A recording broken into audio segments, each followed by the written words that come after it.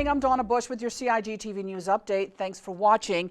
The Cayman Islands Fire Service now has a group of 12 new recruits. 11 men and 1 female officer are now in the ranks as new officers.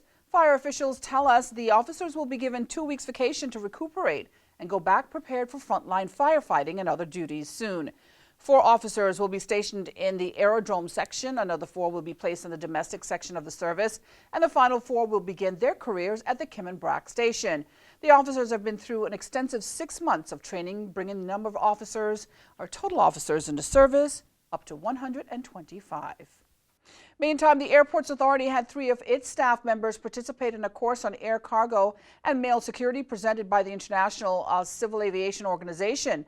The 5-day CIAA Canada program, cargo and mail security course for Belize, Bermuda, the Cayman Islands, Jamaica, and Turks and Caicos was hosted by and held right here in the Cayman Islands from October 26th to the 30th.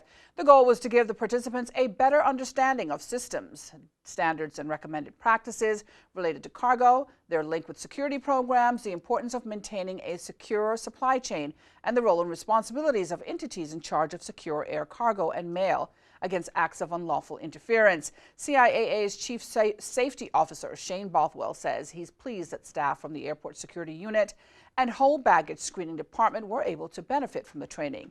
This is just another step in their continuing efforts to ensure that our airports, both in Grand Cayman and Cayman Brac, meet the highest security and safety standards.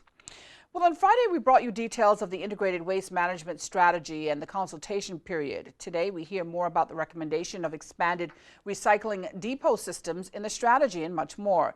Jim Schubert, project engineer, tells us more. There's things that have been considered in the report, including waste population growth and charting out a path forward for the next 50 years for waste management. And we've named what we call a reference project, which basically is the future integrated solid waste management system. And components of that reference project include having waste reduction measures, so promoting reuse and reduce. There's 4 R's: reduce, reuse, recycle, recover. So those waste reduction measures are 2 of the 4 R's that we're promoting. There's things in there like putting in a bulky and refurbishment of bulky waste, which are things like sofas, furniture, things that don't necessarily have to go to landfill once someone is done with it in their own household. Someone else can use that. They're perfectly good. So those are kinds of things that are included in this reference project. There's expanded recycling depot systems that are planned to be put in place, and that's an initiative that the Premier has mentioned as well, that you'll see at the grocery stores, because that's where they're planned to be done, to include or increase the recycling throughout all the islands. And we'll bring you more on from Mr. Schubert in the coming days.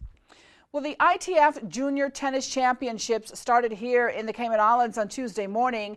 18 junior tennis players ages 13 to 18 met on the court as part of the tournament. From as far away as China and Australia, the teenage boys and girls gave it their best against their opponents.